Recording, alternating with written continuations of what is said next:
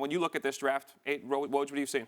Well, when you have this kind of talent, this kind of depth, you have teams who would like to trade up into the first round. And, you know, when you get to 9 and 10, Sacramento at 9, the Pelicans at 10, and especially if all of a sudden somebody's dropping that a team is targeting, if teams are perhaps willing to take on salary, Eric Bledsoe from New Orleans, you know, perhaps a package with the Kings with a Buddy Hield or a Marvin Bagley, you know, these are all players who are going to be talked about in trade discussions leading up to Thursday's draft. You know, I think that's a chance for teams to move up, enter the draft, grab a player there that they see great value in.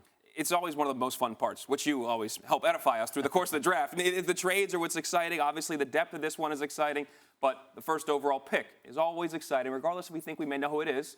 Let's get to Mike Schmitz. He's playing the commissioner here. Commish, who do the Pistons take? Well, Down, you said it's the worst kept secret, and that secret is Cade Cunningham at #1 overall to the Detroit Pistons. Listen, this kid is a bona fide stud. When you talk about the modern NBA, every team's looking for that 6'8" playmaker who can also play multiple positions, and I love his versatility. I mean, you can use him like a Luka Doncic, like a 6'8" point guard who can make step-back threes, who can pass out of pick and roll, and then you can also use him like a Chris Middleton, you know, a guy who can catch and shoot, can play out of the mid-post, has a really high floor, and like I said, a Doncic type of upside. Woj? Hey, listen, Detroit hired Troy Weaver as their general manager last year, largely because of his history as a player personnel executive in Oklahoma City, elsewhere.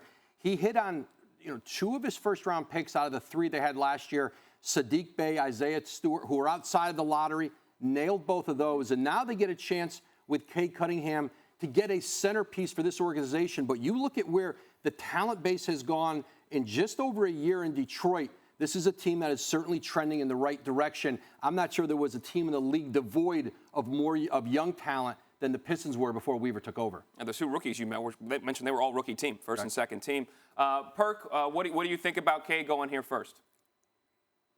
He's a bona fide superstar. He needs to go #1 in the NBA draft. When I look at him, he reminds me a lot of Grant Hill. His face-up game is remarkable. You look at his back to the basket game. He loves to take smaller guys on their low post, just like Grant Hill. And then like Mike said, look, his versatility, right? You look for that point forward type guy, and his leadership, his IQ, his maturity level is there. That's another thing that we have to value when we talk about these #1 picks, is their maturity level to come in and be that franchise guy at that moment and also be a leader.